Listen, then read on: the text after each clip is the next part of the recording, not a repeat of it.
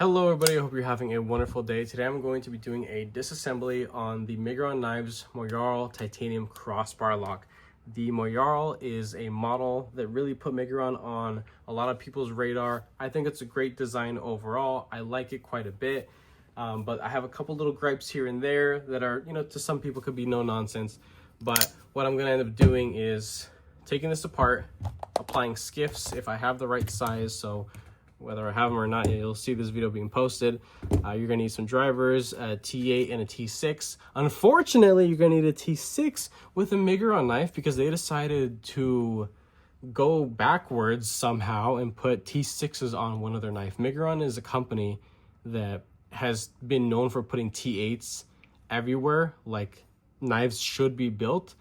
But I don't know, they kind of fumbled here. I'm not too happy about that. But you gotta be real, gotta be harsh with this thing because that's how you get the best out of, these companies, is being real, being genuine. Also, you're gonna need some KPL lubricant. I prefer heavy on everything.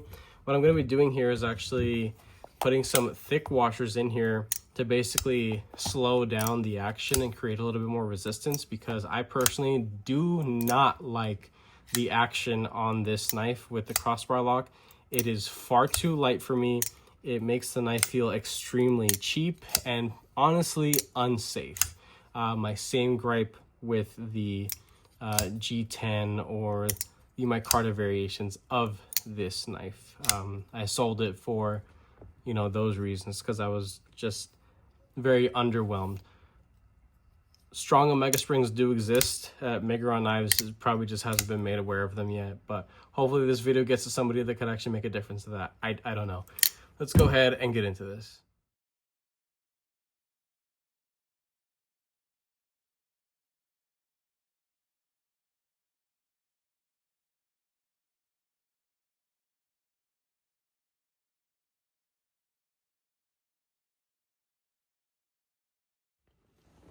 All right, so now that everything is completely disassembled, I want to show off some of the things that matter to some people.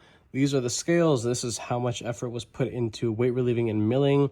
I could appreciate that. I think it's nice. I think it's, definitely needed when keeping a, relatively compact, full-size feeling knife, on the lighter side. So that is cool.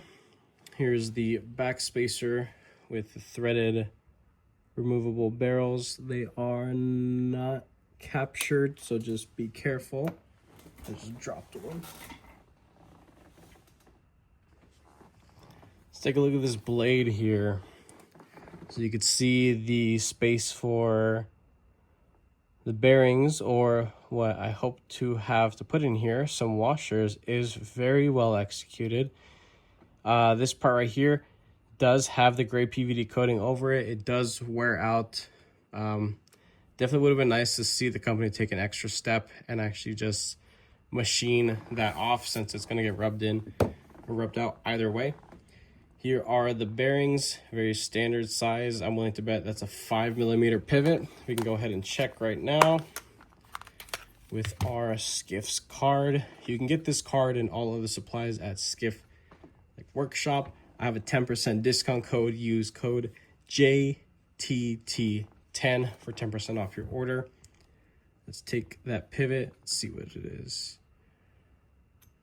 Yeah, so there it is. 5mm pivot, maybe 1/16 thick.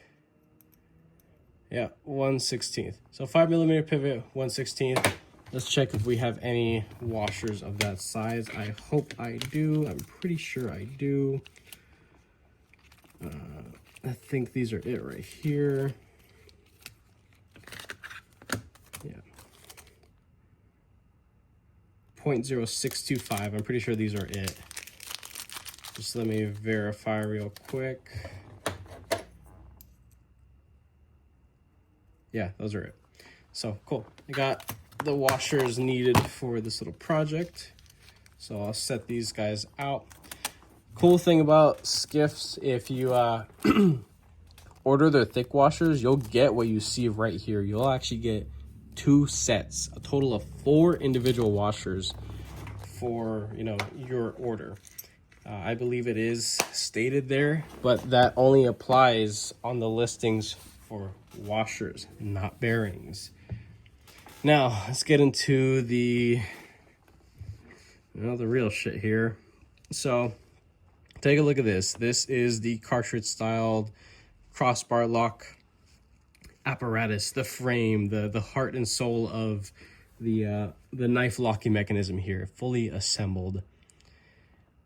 You see there's only one position for the tension of the Omega springs. Not too much room to alter it, honestly, but hear me out. If that stop pin was moved elsewhere, let's see where that stop pin makes contact with. If the blade is in here, okay, no, never mind. Because of the blade shape, this stop pin actually makes contact right about there. There's a little highlighted portion right there the stop pin makes contact with. So unfortunately, you won't be able to redesign, maybe move that somewhere else to create another tension spot. So your only option is to have more robust Omega springs. And what are on here are the very cheap, very inexpensive, dinky little Omega springs. I recently made a video talking a lot of shit about Omega spring knives and getting a lot of people hot and bothered. I can care less, as it's my opinion. But just talking about how the locking mechanism, it's great, it's fun, it's fidgety, it's useful, it's relatively safe until it's not. And that rule kind of goes with a lot of other knives. So, the Omega springs, they can break, they can wear out over time.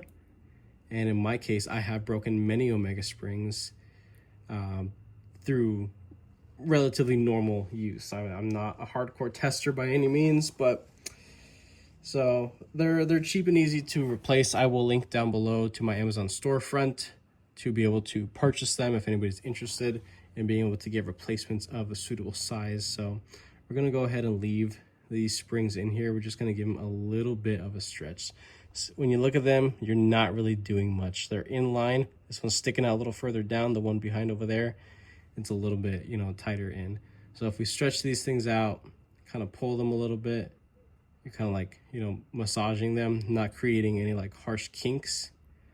If you pull them out a little bit, you'll be able to get a little bit more resistance on deployment, and the knife should feel a whole lot better.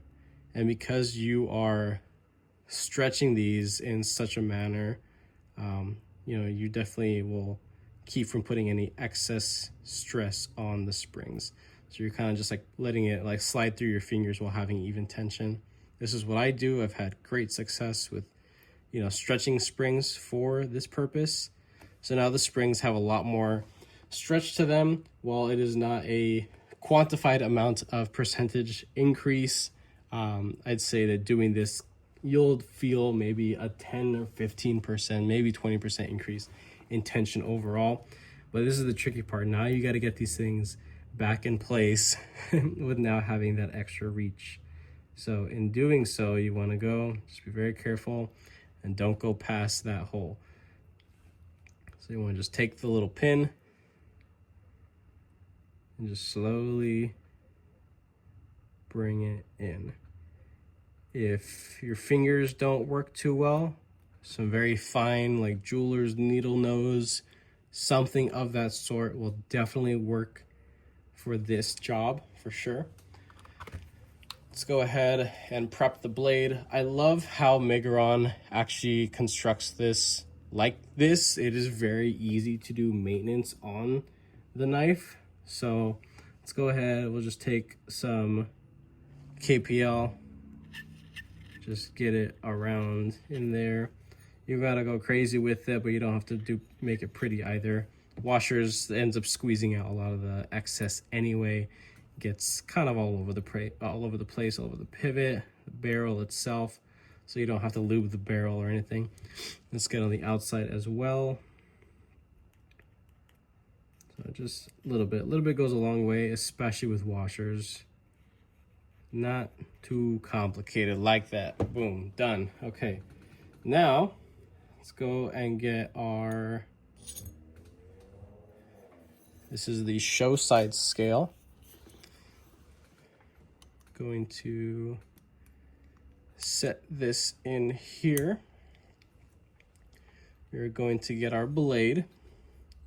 Before I do that, let me show you something real quick. Another thing I enjoy about Migron knives is that, oh, where'd it go? There it is. They have a fully rounded barrel, and they will either have a D-shaped end or the face will be D-shaped to keep the logo in place, upright, and in a proper position. So Migron knives are usually very, very easy to reassemble and do all sorts of maintenance with. Now, the trick is getting this in here. Let's check where there's that ledge right there. You got to pay attention. So let's go ahead and line that up. And this is the part that takes a little bit of finesse. You're going to want to pull the bar back and just kind of wiggle things around.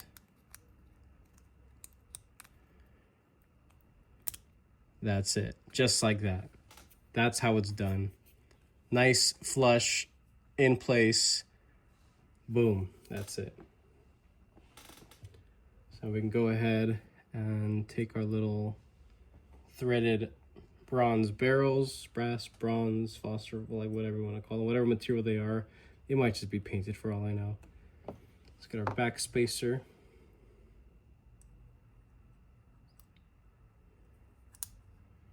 Just like that. Our left side or clip side scale. And if it's not going together and you're finessing and having to wiggle around a little bit, that's it. You pull back. These, the crossbar lock causes tension across the entire body.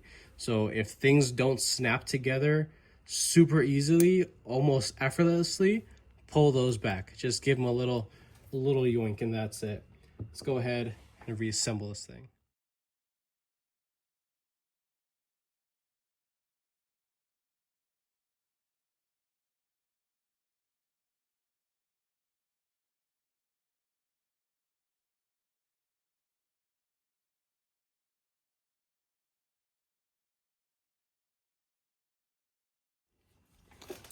And just like that, that is it. That's how you increase the overall tension of the factory Omega springs and tighten up the action so that you kind of trick your brain into thinking you got to put more effort to get the blade out. In a way, you do, technically. So, still very easy to thumb flick. Reverse flick is nice, as you can see. And also, slow roll is nice and comfy. I definitely enjoy that quite a bit. Can't say tension has been increased dramatically, but it was worth a shot to do.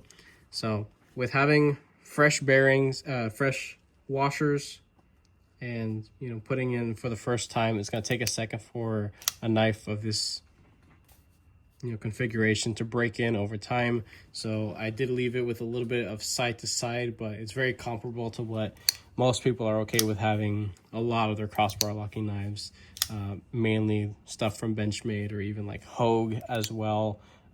When I had a lot of stuff from those two companies, not a lot of stuff from Benchmade, but I've experienced a lot of stuff from Benchmade. Almost everybody has, a little bit of side to side. It's not the same thing as what you can achieve with, frame locks or back locks or other types of locking mechanisms.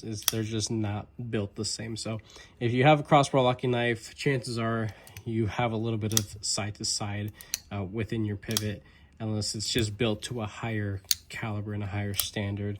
That's typically what ends up being the case. But this being a sub $100 Chinese made knife, I'm okay with how this thing feels, and I'm going to enjoy it for the time being. But that is it. If you're interested in this knife, I will link down what I can down in the description. I did buy it from White Mountain Knives, but I think it is available at a couple other retailers now. You guys will probably start seeing this variation of the Moyarl pop up on other channels as well. Hopefully my video was entertaining or educational to someone out there. If so, go ahead and leave a like down below. If you are subscribed already, thank you so much for all your patience and your support, of course. If you are not subscribed, consider subscribing as I put more videos and content coming you guys this way. With that being said, I hope you have a wonderful rest of your day.